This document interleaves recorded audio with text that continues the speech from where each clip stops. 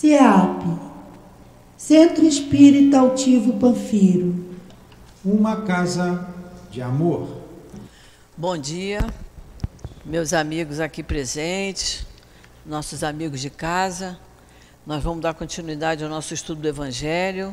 Nós estamos estudando o capítulo 14, Honrai vosso pai e vossa mãe. Eu vou ler hoje de abertura o item 1 e 2. Já lemos na semana passada, mas vamos dar uma outra recordada. E o item 1 diz assim: sabeis os mandamentos: não cometereis adultério, não matareis, não roubareis, não dareis falso testemunho, não fareis mal a ninguém. Honrai vosso pai e vossa mãe. Isso está no Evangelho de Marcos, Lucas, Mateus. E o item 2: honrai vosso pai e vossa mãe, a fim de viverdes muito tempo sobre a terra que o Senhor, vosso Deus, vos dará. Isso está no Decálogo, lá em Êxodo, capítulo 22. Então vamos fazer a nossa prece. Quer fazer, Sandra, por favor? Vamos fechar nossos olhos. Vamos pensar em Jesus, nosso irmão maior. Vamos agradecer a Deus, nosso Pai de infinita bondade, que nos concede mais um dia de vida e que nos concede também esse dia de estudo. Estamos aqui para aprender todos os ensinamentos de Deus que foi nos passado pelo nosso irmão maior, Jesus. Agradecer também a toda essa coluna de espírito dessa casa, que nos dá essa oportunidade de estudo, que nos ampara nas horas que necessitamos. Basta apenas a gente pedir. Agradecer a Jesus, governador dessa terra, que hoje acalme os corações, que hoje seja um dia de paz, que Ele jogue a energia junto aos nossos anjos, aos nossos protetores, que proteja todos aqueles que estão hoje na rua, um dia importante, que tudo hoje seja com muita calma, que Deus derrame esse amor imenso sobre todos nós. Desde já agradecidos, Senhor. Graças a Deus. Graças a Deus. Então vamos lá. Semana passada nós estudamos o item 1 e 2, aí nós saltamos para o item 4, porque o item 4 explica perfeitamente essa questão da terra da promissão. Nós recordamos tudo isso, não foi?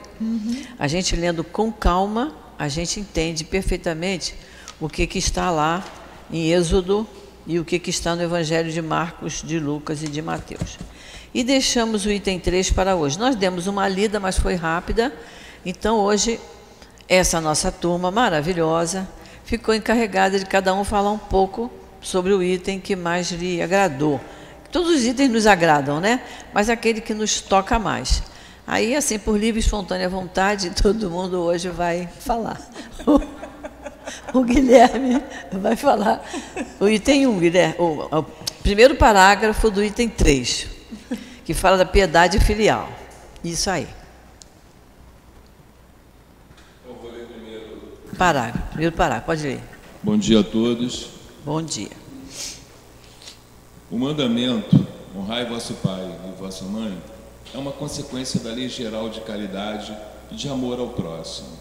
Porque não se pode amar o próximo sem amar nosso pai e nossa mãe. Mas a palavra honrai contém um dever a mais com relação a eles, o da piedade filial. Com essas palavras, Deus quis mostrar que ao amor é preciso juntar o respeito, os cuidados, a submissão e a condescendência, o que resulta na obrigação de se ter para com eles, de uma forma mais rigorosa ainda, o procedimento determinado pela caridade em relação ao próximo. Esse dever, naturalmente, se aplica às pessoas que estão no lugar de pai e de mãe, e que tanto mais mérito terão, quanto menos obrigatório for o seu devotamento. Deus pune sempre, de uma forma rigorosa, toda violação desse mandamento. Muito bem. Pai, pai e mãe não é somente respeitá-los, é também assisti-lo nas suas necessidades, é proporcionar-lhes repouso na sua velhice, é cercá-los de solicitude, como eles fizeram conosco em nossa infância. Muito bem. É muito interessante a forma como Jesus nos traz isso, né? Visto que somos extremamente materialistas ainda, e o nosso apego está ao alcance daquilo que é sensual. Jesus aqui usa uma figura de linguagem muito forte, né?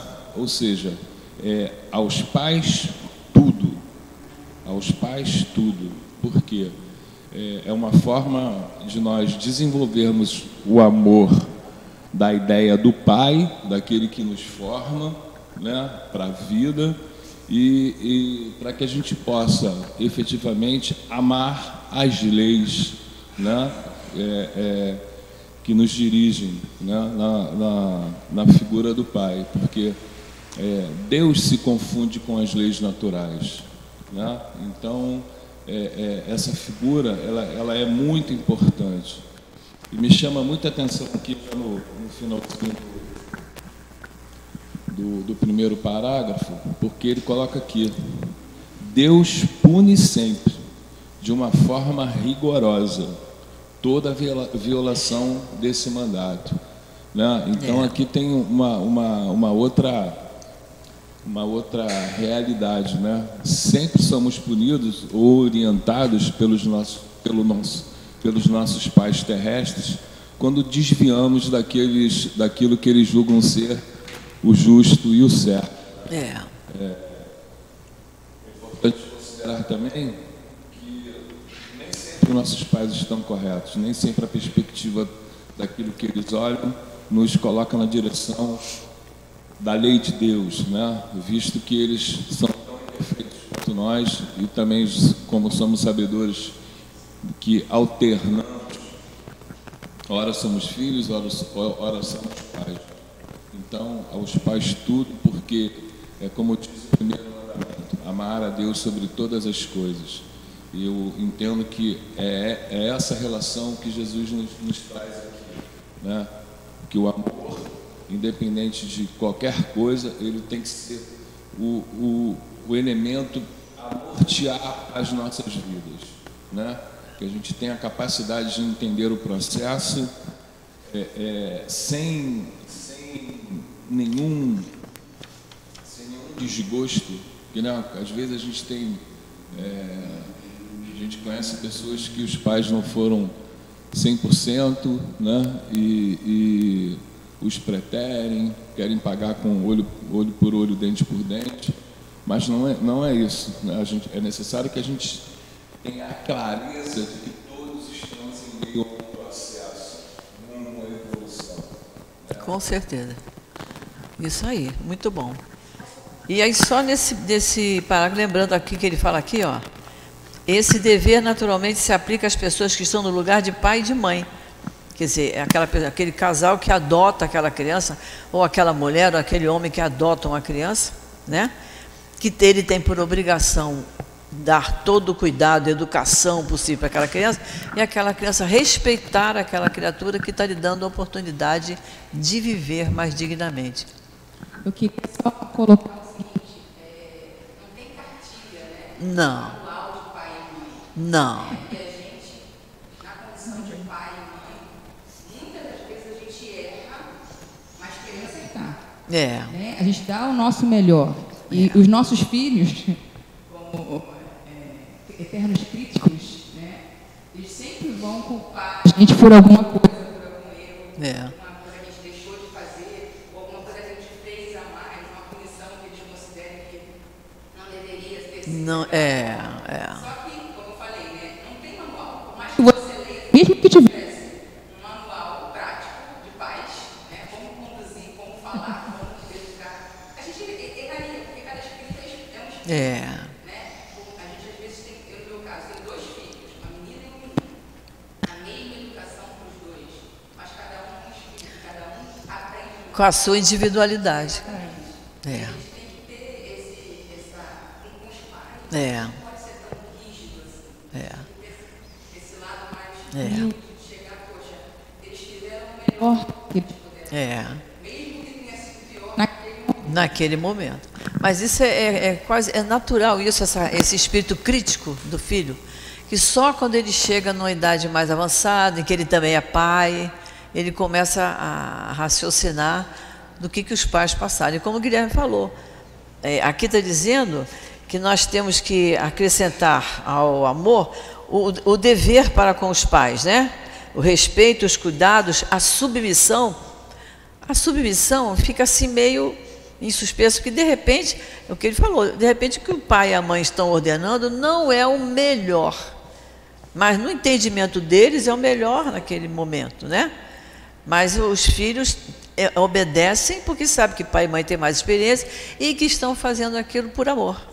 Que o que faz a gente respeitar pai e mãe e respeitar os filhos é o amor que se tem, né? E por amor a gente faz o melhor que pode, dentro dos nossos erros, porque somos espíritos imperfeitos.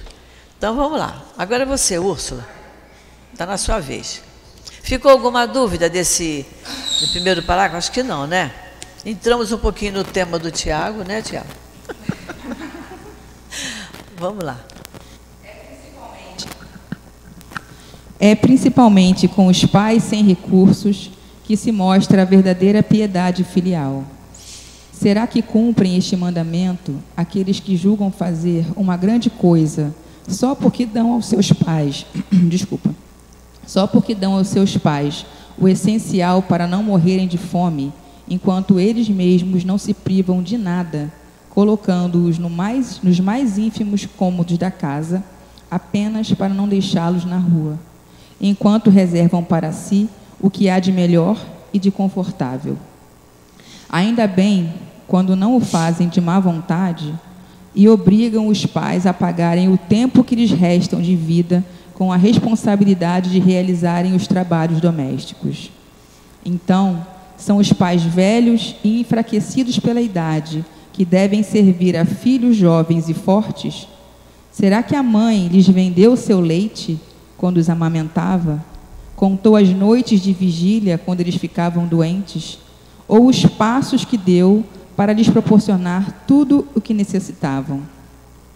Bom, desse parágrafo aqui, a senhora tinha falado para a gente dar um exemplo marcante, né? Pode. Eu tenho, na minha família, né, a matriarca que se foi, minha avó, se foi no dia 25 de dezembro do ano passado. E ela era uma católica, apostólica, romana, ia à missa todos os dias, mas ela também era ecumênica, ela respeitava todas as religiões, né? E ela sempre que eu me entendo por gente, ela pregava isso. Não espere nada em troca das pessoas, dê o seu melhor. Seus pais são o maior tesouro que vocês têm na sua vida. Então, sempre, quanto mais que vocês puderem, vocês deem o máximo. Nunca sejam ingratos, que esse parágrafo fala principalmente de ingratidão. Né? E eu vejo na minha família, a minha avó no finalzinho da vida dela, né, já fraquinha, já não lembrava mais, não levantava da cama. A minha tia do meio, que eram 9 filhos, sempre morou com ela, né? Se formou, teve filhos, os netos, né? Os filhos dela moravam com a minha avó também, vivia da renda da minha avó, e essa filha sempre foi ingrata com a minha avó, né? Tudo que a minha avó pôde fazer por ela, na vida dela, todinha ela fez. E no final da vida, a minha tia não retribuiu isso. E ensinou para os filhos com exemplo, né, porque pegava dinheiro da minha avó, essas coisas todas. Ensinou para os filhos isso. Né? Então, como é triste. Minha avó tinha a casa toda dela, ficava no cantinho lá, na caminha, tinha as cuidadoras, porque o dinheiro de pensão que ela tinha podia pagar tudo que ela tinha, mas a dedicação que ela precisou no final da vida, ela não recebeu. Aquela presença constante do amor ali junto dedicação, dela. Que é isso. É isso que os nossos pais esperam da gente no final. Porque como fala aqui no final, que eu acho que é o mais bonito desse parágrafo que eu escolhi, né? A mãe não vende o leite.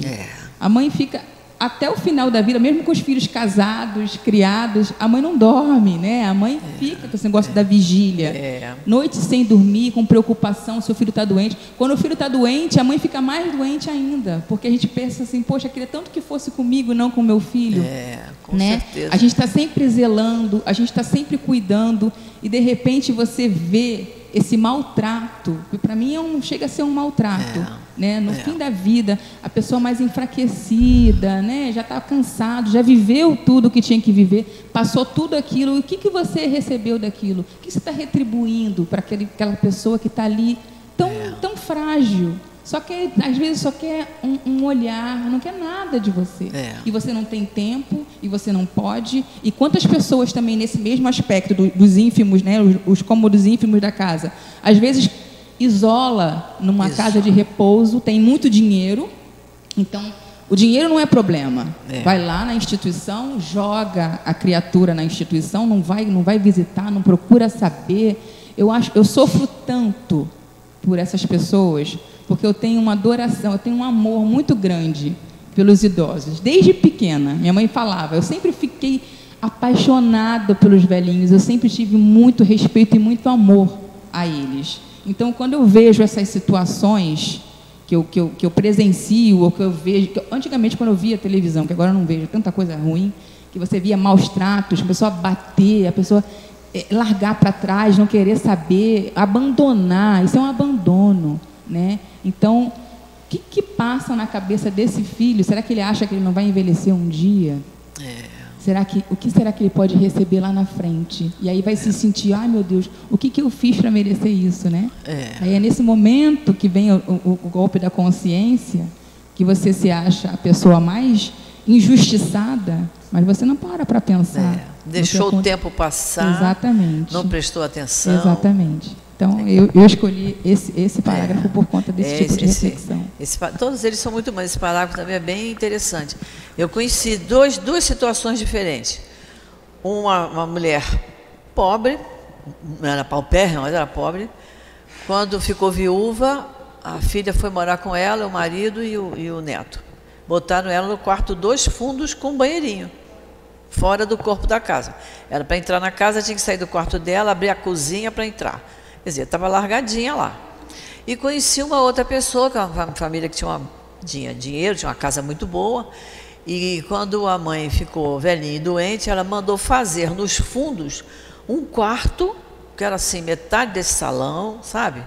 Para poder ter lugar para a cuidadora, com a televisão, com o banheiro, mas ela ficava lá, entendeu? Então, não entrar para entrar para o corpo da casa, ela tinha que atravessar o quintal. Então, falta esse conhecimento, né? Falta essa avaliação da pessoa cair em si e dizer o que é que eu estou fazendo pelo meu pai e pela minha mãe. E também o que foi que eu fiz pelos meus filhos, né? Mas é uma coisa que ele fala que é muito interessante. Os pais velhos enfraquecidos é que devem servir a filhos jovens e fortes.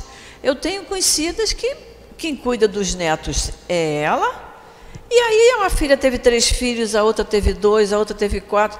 Eu digo, mas para quem cuidar, gente? A casa do domingo parece uma escolinha para criança, um jardinzinho, entendeu?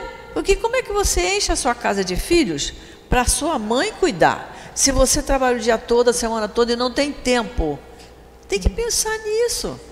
Está lá no livro Chico de Francisco, Chico Xavier falando, coloque filho no mundo, lembrando que a responsabilidade é sua. Então ele diz, use os métodos anticonceptivos que a medicina criou, que a ciência permitiu e que Deus permitiu que houvesse, para você limitar isso. Porque realmente você ter uma porção de filhos baseado que a sua mãe vai poder cuidar, ela já cuidou dos filhos. A gente pode ajudar, mas acordar e dormir com aquela criança, isso é dever de pai e mãe. Então é nisso também que ele se refere. É para a gente pensar bem, né? Se não estudar isso, não sabe. Isso aqui é interessante, que a gente fazia um trabalho aqui em Vargem Pequena mesmo tem microfone. Aqui em Vargem Pequena tem uma casa de repouso, né? E é muito interessante, porque lá é assim, tem idosos que os filhos deixam lá, só vai uma vez no mês ver. Tem idosos que o filho deixa da segunda, pega na sexta. E tem idosos que o filho deixa de manhã e pega à tarde, para ir trabalhar. Igual a criança na creche. É tipo uma creche mesmo. Então, tu vê como é interessante, os filhos mais dedicados, deixa de manhã, vai trabalhar, de noite pega. E aqueles que não se dedicam muito, só vai uma vez no mês. Você vê as três modalidades. As três, né? A diferença. É interessante isso, né? Já não... Não sei se você está falando da Casa da Esperança, não sei se é. Casa da Esperança? É perto do Bezerra de Menezes.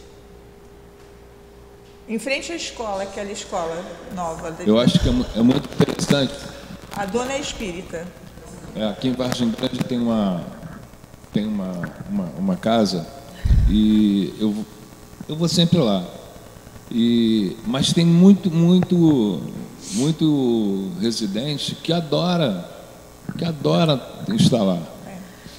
Então a gente tem que começar a ter um olhar também, porque hoje com toda essa tecnologia oferecida, os idosos chegam ao final da vida com uma melhor qualidade de vida. Com certeza.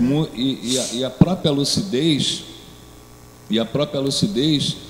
concorre para que eles escolham isso, entendeu? Então a gente já existe as duas conotações, claro, né? Existem aqueles filhos que jogam lá mesmo, mas existem outros que estão lá por opção do próprio idoso, né?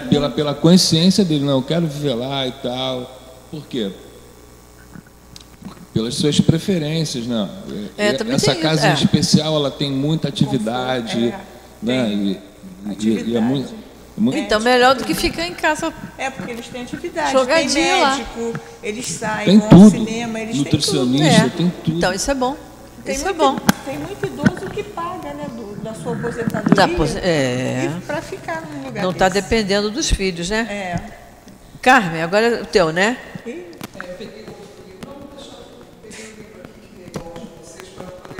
Isso.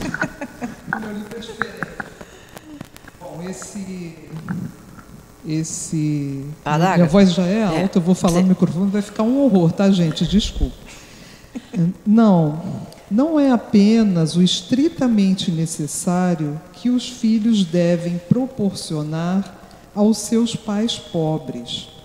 Devem também, o quanto puderem, dar as pequenas alegrias do supérfluo, as amabilidades, os cuidados carinhosos, que são apenas os juros de tudo quanto receberam, o pagamento de uma dívida sagrada.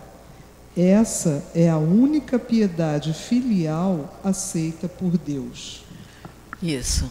Então, gente, é o amor, né? É o carinho, é o acolhimento. Não adianta você dar comida, dar dinheiro, né, pagar cuidadora, como a Gracilza acabou de falar, que vai... Tudo bem, isso aí já é alguma coisa, porque tem gente que nem isso. Isso, Mas, assim, a gente manter o laço, não esquecer, porque tem gente que... Eu já assisti várias situações assim, a pessoa vive com a pensão da mãe, né, passa lá só para pegar o dinheiro e deixa lá com pessoas estranhas, que muitas vezes estão maltratando.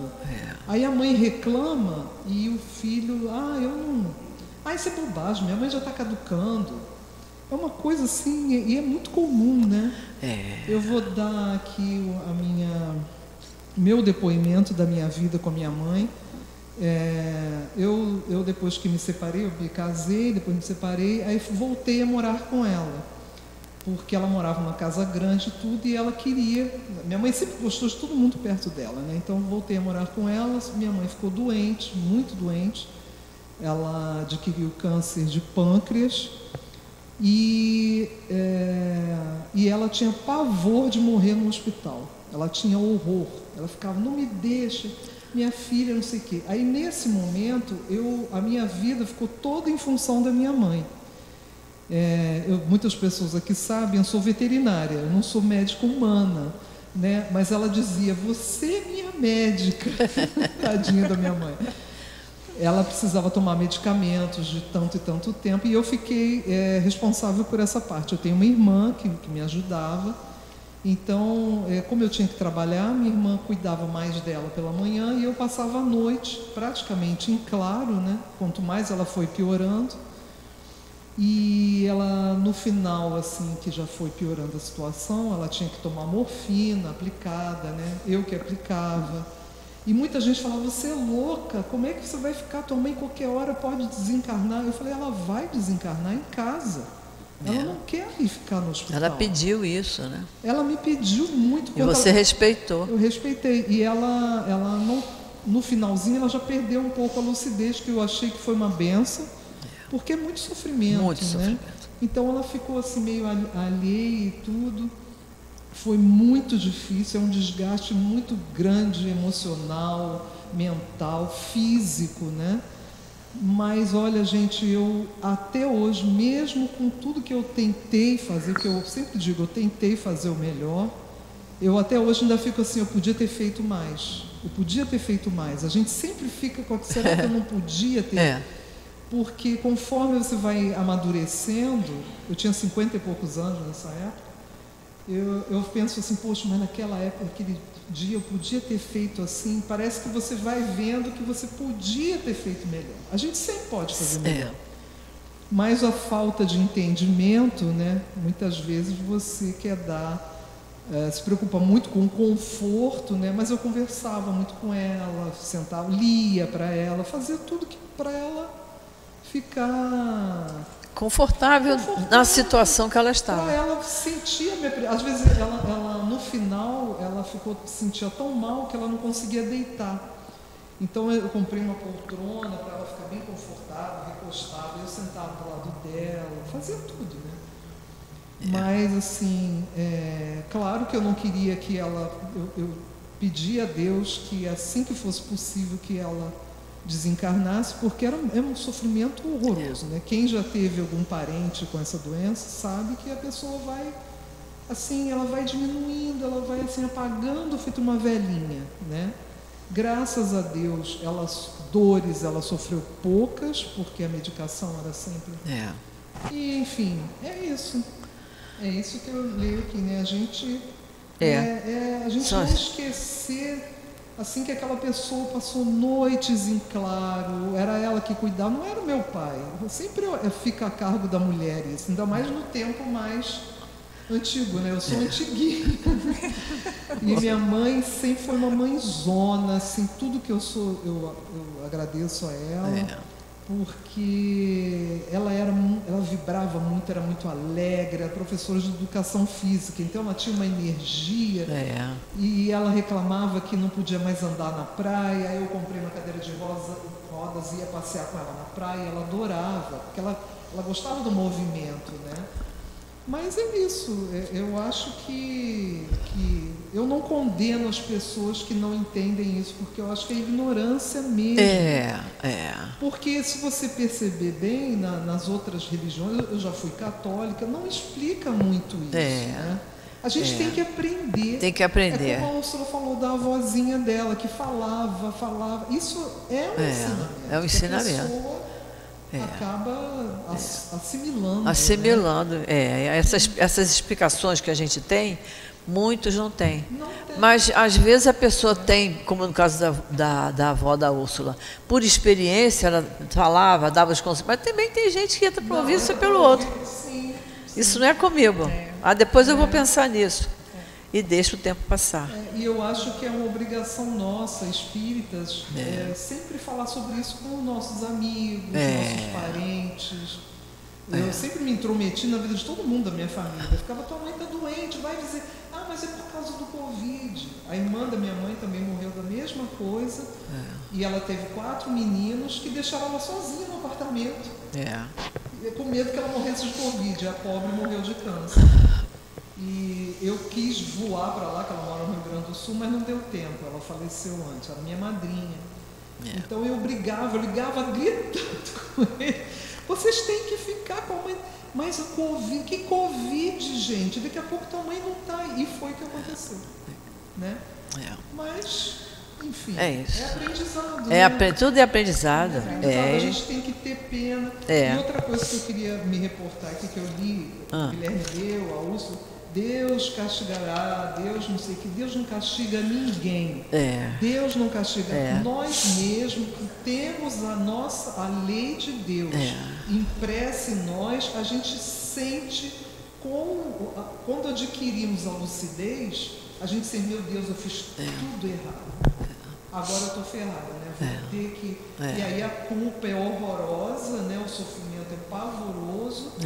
E é isso, nunca vamos pensar nisso. Aqui em Kardec isso aqui porque é uma forma para as pessoas entenderem. Mas em outras situações ele mostra que somos nós que somos punidos por aquilo em que pecamos. Sim, não é? Mas a gente é punido por nós mesmos. Por nós mesmos, pelos erros nossos.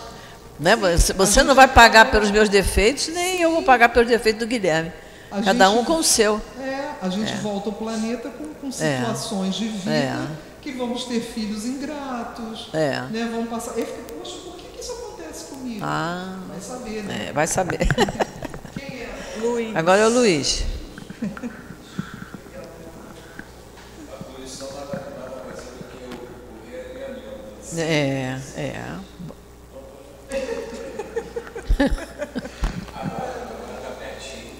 Pertinho, né? Bem, vai. Continuando o problema psicológico da ingratidão, porque na realidade, quando ele fala que piedade filial, ele fala muito da ingratidão, né? Então, e para mim é um problema psicológico isso. Aí ele continua no parágrafo. Infeliz, portanto, daquele que esquece o que deve aos que o sustentaram na sua fragilidade, aos que com a vida material lhe deram a vida moral, aos que muitas vezes impuseram a si mesmos duras privações para lhe assegurar o bem-estar. Pobre do ingrato, ele será punido com a ingratidão e o abandono, será ferido nas suas mais caras afeições, algumas vezes já na vida presente, mas certamente em uma outra existência onde passará pelos sofrimentos que houver feito outros passarem. A gente entende que quando a gente reencarna, nós fazemos um trato com o pai e com a mãe para vir, e eles nos aceitam, ou por amor, ou para uma dívida a ser paga. Sempre é desse modo. E quando a gente volta nesse seio familiar e que nós temos essa ingratidão em relação não só a quem nos sustentou, que pode não ter sustentado, pode ter deixado na rua, né? Tem tantos casos assim, mas mesmo assim pela condição moral espiritual, por nos ter recebido. Porque a mãe nos aceitou em espírito para virmos na carne, né? Então transcende só a matéria, é muito mais profundo, tem laços muito mais fortes do que apenas ser grato porque me trouxe a vida. Daí o problema, como é desastroso o aborto. Aquela mãe rejeitou, e a nossa mãe nos aceitou, né? E nós aceitamos nossos filhos, né? Diferente. Aí, como a Carmen falou, e eu acho interessante a gente ressaltar, né? Ele, ou seja, esse problema psicológico do ingrato, será punido com a ingratidão e o abandono. Será ferido nas suas mais caras afeições, algumas vezes na vida presente, mas certamente uma outra existência. Ou seja, é o que Jesus fala, a cada um segundo as suas obras. Não é? E aí entra também a pena de talião, que a gente fala tanto que Jesus falou que não existe.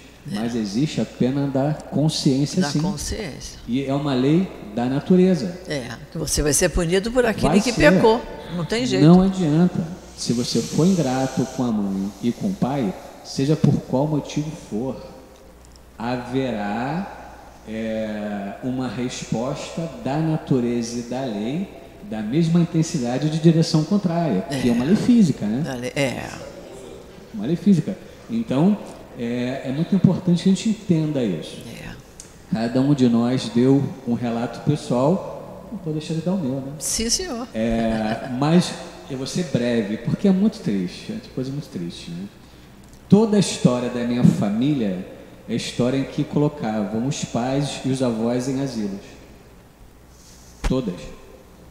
E da minha geração para frente, nós não fizemos isso.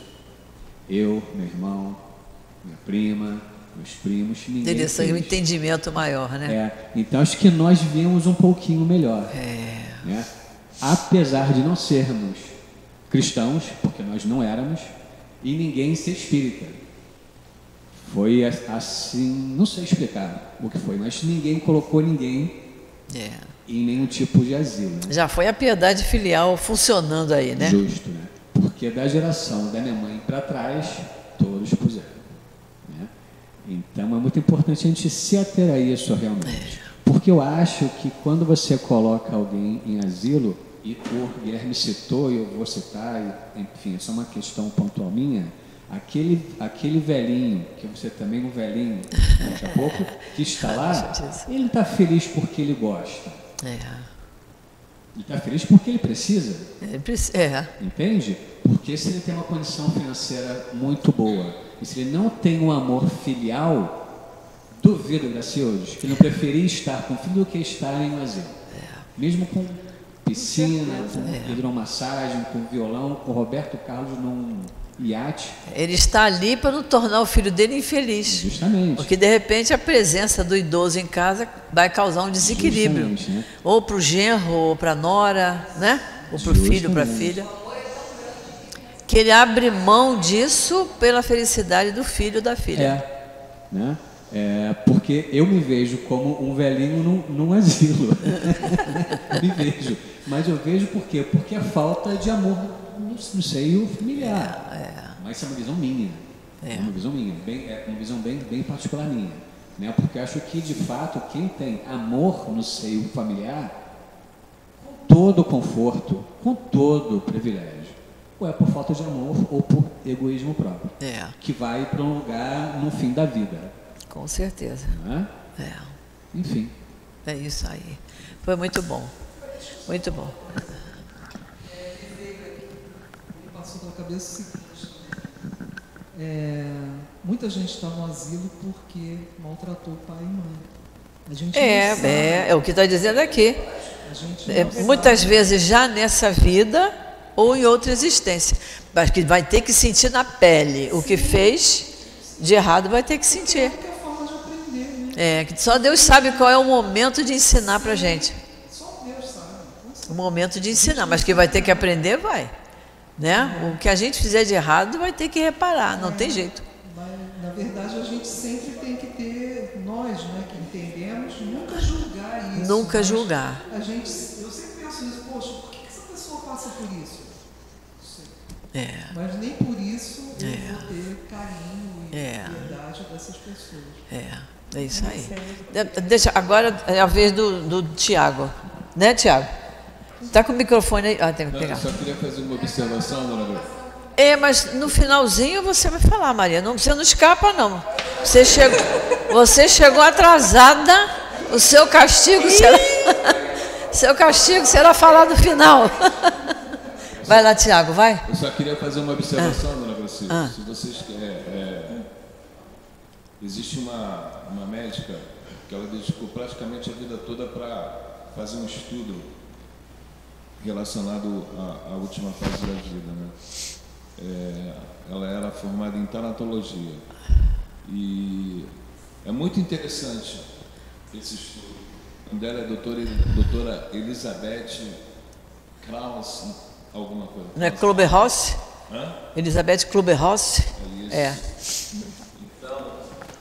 um estudo muito bacana sobre isso, com uma diversidade muito grande de experiências. Vai lá, pega lá.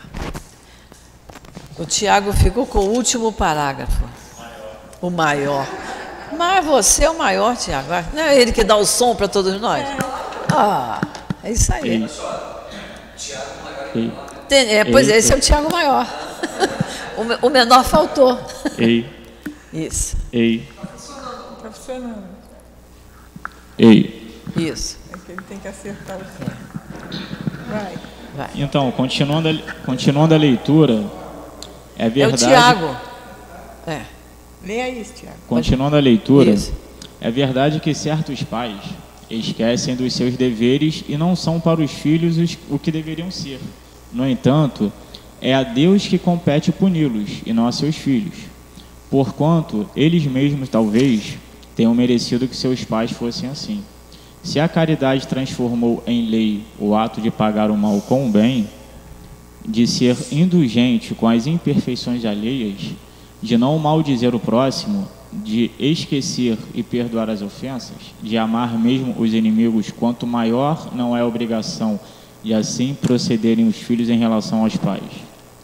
Consequentemente, todos os filhos devem adotar como regra de conduta para com seus pais os preceitos de Jesus referentes ao próximo, não esquecendo jamais que todo procedimento reprovável em relação ao próximo torna-se ainda mais reprovável quando se trata dos pais, que a falta cometida no primeiro caso pode tornar-se um crime no segundo, porque então a falta da caridade junta-se à ingratidão.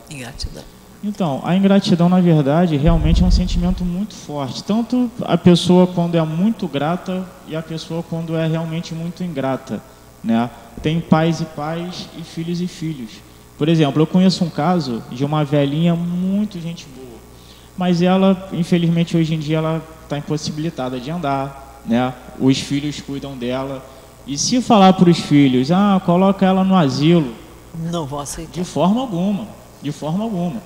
E tem uma regra, um dia um filho fica, outro dia outro filho fica, né? E essa velhinha, ela vai lá em casa visitar a gente, ela já não anda mais. Eu tiro ela do carro no colo, magrinha, ainda bem que ela é magrinha, levinha. Pego ela no colo, coloco ela sentada lá dentro de casa, ela fica quietinha, ela já não fala mais. Mas a gente percebe a alegria dela de estar com a gente. É mó barato, mó barato. A irmã dela hoje em dia também é cadeirante, mas ela é um pouquinho mais lúcida. Então eu coloco as duas juntas. Cara, é sensacional, é sensacional. Por mais que elas tivessem condições de estarem no asilo, por terem pessoas da mesma idade, viveram as mesmas coisas, mas nada se compara no seio da família, né? Então tem muito idoso que acha que eu vou para o asilo porque eu não quero dar trabalho. Gente, o filho que ama realmente pai, não dá trabalho nenhum. Eu infelizmente perdi a minha avó, que eu falo que é minha rainha, ela tinha 84 anos. Ela faleceu nos meus braços, eu entrando no Barrador, né? Só que assim, somos tão egoístas que por mais que ela estivesse doente, eu queria ela do meu lado, queria estar cuidando, queria estar fazendo, né, tudo possível. Ainda bem que o Papai do Céu levou ela sem sofrimento, né? Ela não precisou passar coisas piores aqui na Terra. Hoje em dia, graças a Deus, tenho mensagens dela, sei que ela está bem, né? E vida que segue. Então isso aí é bom para a gente, vale como uma prova, até como uma expiação também, né?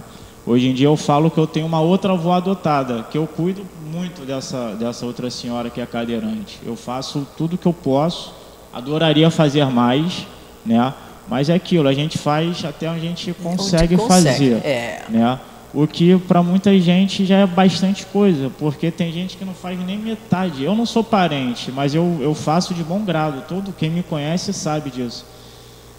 E às vezes eu vejo parente que, sabe, não dá tanta importância. Se pudesse, jogava no asilo, mas ela não vai para o asilo, até porque ela sabe que ela não vai. Isso é muito bom. Ela vai ficar com a gente até o finalzinho dela. Ela é a nossa matriarca, graças a Deus por isso. Isso é muito bom, né? Isso dá uma tranquilidade de consciência, né? Consciência tranquila. Jorge, você quer colocar alguma coisa? Maria, só porque o Jorge chegou antes de você, por isso que eu estou... Vai concentrando, Maria. O que você achou aí, Jorge? A pessoa forte entre pai e mãe, a pessoa... Tá ligado? Bota mais pertinho. Isso. A pessoa forte era meu pai. Meu pai realmente teve um comportamento muito voltado para os filhos terem uma atitude honrada, serem indivíduos respeitadores. Meu pai tinha essa... indiretamente, ele agia tão bem nesse aspecto que era um exemplo em vez de um discurso. Isso é que era bonito nele. Para vocês terem uma ideia, quando ele percebeu que nós não obedecíamos a mamãe, eu e meu irmão acima de mim, com uma diferença de 1 ano e pouco, ele sentiu que nós íamos realmente ter uma vida difícil por não estudar quando deveríamos. Esse homem, 4 anos seguidos, acordava, ele chegou para nós antes e disse, olha só, vocês não estão estudando. E eu pensei muito no que eu posso fazer para que vocês estudem. Então, o que eu vou fazer é realmente pedir a vocês dois entenderem que tem que acordar às 3 horas da madrugada para estudar. Agora, quando vocês chegarem da escola, vocês podem ir para a rua, vocês já estudaram. Esse homem fez 4 anos seguidos. Gracildo sabe que coisa, como ele era honrado, esse pai. Ele acordava antes das 3 horas da madrugada, fazia o café, botava na mesa, ia lá nos quartos dos fundos e chamava Zeca. Aí eu já ouvi, papai. Jorge, já ouvi. Nós já saímos voltando atrás dele. Já voltamos atrás dele, porque ele tinha uma autoridade moral. Uma autoridade moral, ela sabe que era uma coisa maravilhosa. Esse homem fez isso 4 anos, feriados, domingos e férias, né? Mas esse homem fez isso, que foi uma coisa maravilhosa, porque eu até botei aqui. Meu pai acordou 4 anos seguidos, às 2h30 da madrugada, para fazer o café, de madrugada, né? Todos os dias letivos, para mim e para o meu tio, e para o meu irmão Zeca. E não nos acordava 1 segundo sequer antes das 3 horas da madrugada. Isto definiu nossa vida. Meu pai acordou os 4 anos durante o meu ginásio. Entendeu? Eu saí dali direto, fiz um concurso sem fazer curso para a escola militar e passei para a escola preparatória de cadetes do ar. Só não consegui ser piloto, porque quando chegou na escola de aeronáutica, meu grau de miopia tinha aumentado. Eu fui desligado por miopia da escola. Eu e centenas, né? Você não faz ideia. Ficam poucos para a escola de formação de piloto. Entendeu? Então, mas ele e ele tinha, com a Gracilda, ele tinha uma afinidade muito grande. E ele telefonava sexta-feira para saber o que nós íamos fazer domingo. Aí é outra história. Né? Aí é outra história.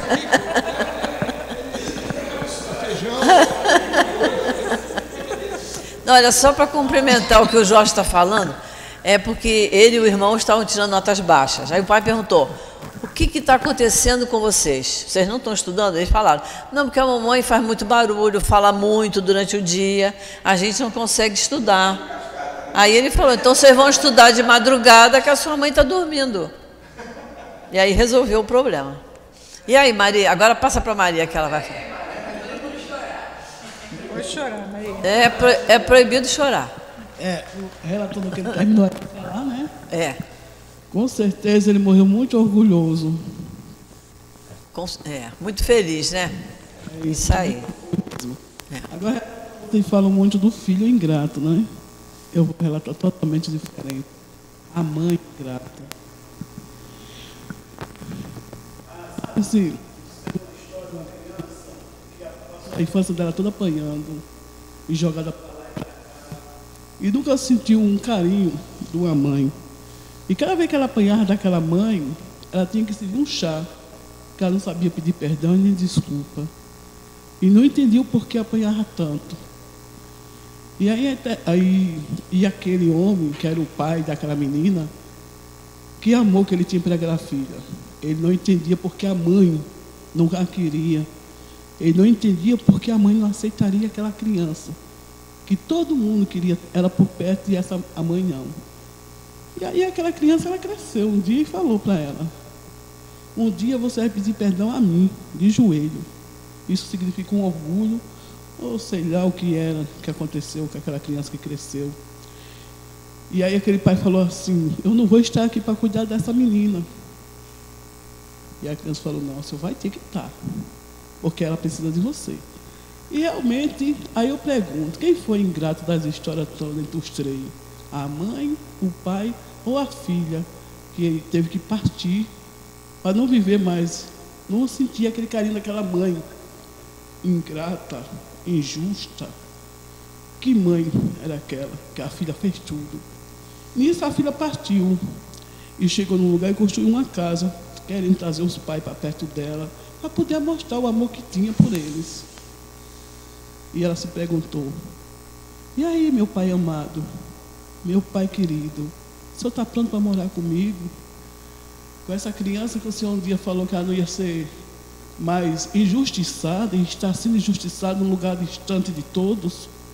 Ele falou: estou pronto, estou indo para te ajudar. 5 dias antes, ele chega na noite dentro da casa dessa pessoa, dessa filha, que amava ele tanto, tanto, tanto, e falou: estou partindo, estou te deixando. Eu falei: não. Ela falou: não aceito, não aceito. E ele partiu. A casa ficou lá. Ela não construiu mais nenhum tijolo. Se revelou-se rebelde. Começou a odiar todo mundo. Se trancou no mundo dela. E não quis saber de ninguém mais. E a casa estava lá. Foi para o velório, porque ninguém podia enterrar ele sem ela, a presença dela. Que se enterrasse, ela mandava desenterrar. Mas queria vê-lo. E foi. Quando chegou lá, simplesmente perguntou à própria mãe: e aí, está satisfeita? Aquela criança cresceu. Quer vir com ela? Que ela está pronta novamente para te aceitar. Quero que você suma, desapareça. Quem te amar não está mais aqui. E eu não estou pronta para te amar. Tudo bem. A criança voltou de volta, se isolou no mundo dela, bateu, apanhou, bateu, apanhou. Que mãe era aquela, Senhor? Ela perguntava. O que foi que eu fiz? Mas nada de resposta. E aí, moral da história. Hoje, aquela criança entendeu tudo. Foi por amor à mãe e ao pai, que hoje não está mais nesse plano, que está em outro, que ela superou todos os seus obstáculos. Mas ainda tenta resgatar essa amada e querida mãe, que não aceita. Hoje ela não aceita que aquela menina ainda quer ela perto, quer cuidar, quer mostrar ela. Mas ela não vem, prefere ficar passando fome, sendo humilhada pelas outras filhas, que não a ama tanto como aquela criança que ela desprezou. Entendeu? E essa mãe, ela não quer, porque ela diz que o orgulho dela, não entende porque aquela criança que ela bateu, judiou, crucificou, quase a ama tanto desse jeito. Aí eu pergunto a você, meu amado e querido pai, que hoje eu sabia que o Senhor está aqui nessa casa me ouvindo. Graças a Deus, né? Porque é de outra vida. Ela continua ainda pedindo perdão aos pais. E aí eu digo a vocês todos: sim, tem filho ingrato e tem pais ingratos. Porque esse entendimento meu hoje como mulher, eu peço perdão a ele por não ter feito mais por ele. Mas a casa está lá. Eu não boto mais nenhum tijolo naquela casa. Que o segundo andar da minha casa que eu fiz era para ele. E até o som que ele me pediu de presente, eu quebrei. Mas aquela mãe está lá passando fome, não quer vir. Hoje eu liguei, ela não quer falar com você, não tenho nada para comer, vou me matar, vou me suicidar por causa de você, volta para casa, hoje eu preciso de você. Eu digo, venha, não quer vir. Que mãe? Por quê? Aí eu entendo agora, com o meu ensinamento aqui, com o meu entendimento agora da Maria estudando, fugiu. Às vezes eu entendo. A minha mãe não veio morar comigo hoje porque ela não sente que a filha dela, aquela menininha lá, gordinha, rústica, que todos amaram naquele povoado de Canavial de Açúcar, ela já era amada. Não precisava tanto do amor da mãe. Simplesmente ela só precisava do amor dele. E aqui termina o meu relato de uma filha que se sente sozinha, não entende porque outras pessoas aceitam ela e a própria mãe não. Entendeu? Desculpa aí. Não, se a gente fosse, cada um de nós aqui dar uma opinião sobre o seu relato, cada um certamente ia interpretar de uma maneira, né? Esse triângulo já foi formado com o propósito de se ajustarem. Pai, mãe e filha, né? Quem não se ajustou, adiou a dívida, né? Porque quando a gente tem um filho problemático, um pai problemático, ou uma mãe problemática, é dívida que nós temos. E Deus coloca como mãe e filho, pai e filho, que são as relações mais fortes, né? É mais forte o amor de uma mãe por um filho do que um irmão por um irmão. Não é isso? É mais forte o amor de um pai por um filho do que pelo tio, pelo avô, pela avó. Pode se gostar muito, mas o relacionamento maior é de pai e mãe, foi que deu origem àquela criança e permitiu aquela reencarnação. Então, o triângulo formado foi para se ajustarem. E aí a vida é assim, aproveitou? Ótimo. Não aproveitou? Arrasta aquela dívida para outra encarnação. Então, quem entendeu, quem perdoou, quem acolheu, quem convidou para vir morar junto, que eu quero te ajudar, entendeu e aprendeu. Agora, a pessoa dizendo, eu não quero, essa rebeldia, esse espírito vai carregar essa mancha para outras vidas até. Se já não está carregando nessa, porque ninguém fica feliz de estar sozinho sem ter o que comer. Não. Ninguém fica feliz. Eu estou aqui porque... o que é isso? É orgulho. Vai pagar pelo orgulho. Entendeu? Então a gente só lamenta quando vê uma pessoa muito endurecida, que a gente diz, meu Deus do céu. É um vitimismo sustentado pela vaidade para tentar agradar. Para manter, porque eu tenho amor próprio. A vaidade não permite aproximação. Mas o melhor disso tudo, né, é que a gente está ancorado numa convicção, é de que nós estamos. O melhor disso tudo é que nós estamos ancorados numa máxima que Jesus nos traz, né? É que nós estamos, nós não somos. Logo, tudo se irá se reparar, né? Porque todos caminhamos para a perfeição. E aquela coisa, né? A gente precisa compreender o processo. E quando a gente compreende o processo, a gente se conforta com isso. Né? Porque, fulano está assim, pô, ele está, amanhã ele vai melhorar. E é nisso que a gente tem que se alegrar. Né? E que a gente sabe que a nossa encarnação é uma programação, né?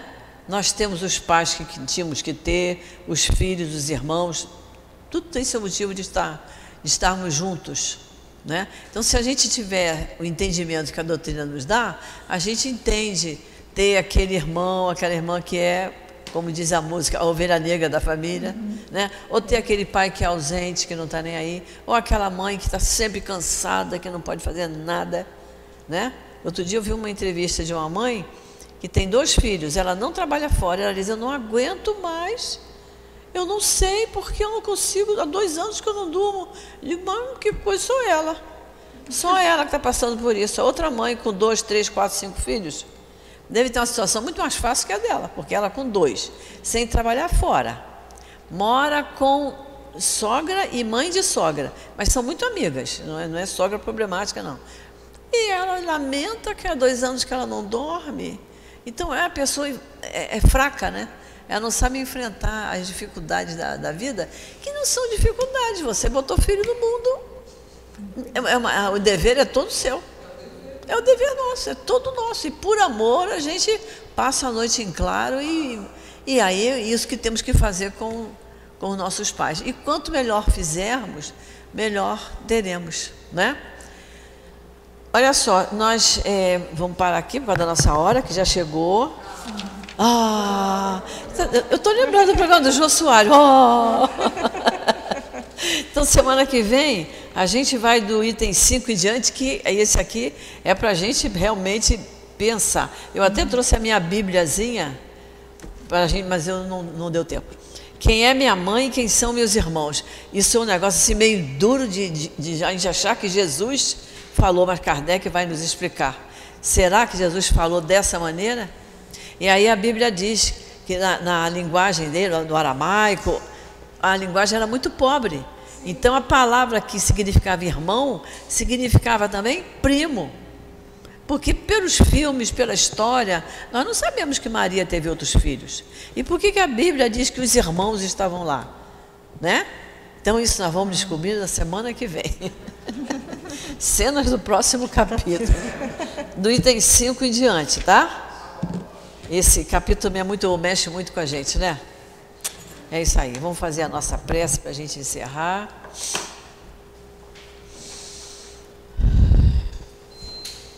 Querido Jesus, querido Emanuel, patrono do nosso curso, querido Altivo, querido Antônio de Aquino, esses espíritos amorosos que trabalham aqui na nossa casa de amor, nossos anjos de guarda que estão sempre junto de nós, nos amparando, nos encorajando, nos intuindo para fazermos melhores escolhas em nossa vida. É preciso só que a gente tenha muita atenção, não é, Senhor? Então nós te pedimos que nos dê muita coragem, muita força, muita energia e muita compreensão para entendermos as dificuldades do nosso dia a dia quando elas surgem. E te pedimos, Senhor, que nos dê um dia de paz, um dia de equilíbrio, um dia de serenidade, muito especialmente, Jesus, aqui no nosso país, no nosso Brasil. Ilumine, Senhor, as mentes, as consciências, para que todos possam acatar com serenidade o que ficar resolvido no dia de hoje. Que sabemos que estamos todos no lugar certo, no país certo, na família certa. Então o que temos que fazer é procurar, de nossa parte, acertar, fazer o melhor. Por isso nós te pedimos, Senhor, que nos envolva com teu manto de paz, de luz, de equilíbrio. E assim, Jesus, agradecidos pela grande oportunidade que temos de estudarmos o teu Evangelho, nós te pedimos, Senhor, em teu nome, em nome desses espíritos amorosos, e em nome de Deus, nosso Pai, a permissão para encerrarmos o nosso estudo da manhã de hoje. Graças a Deus.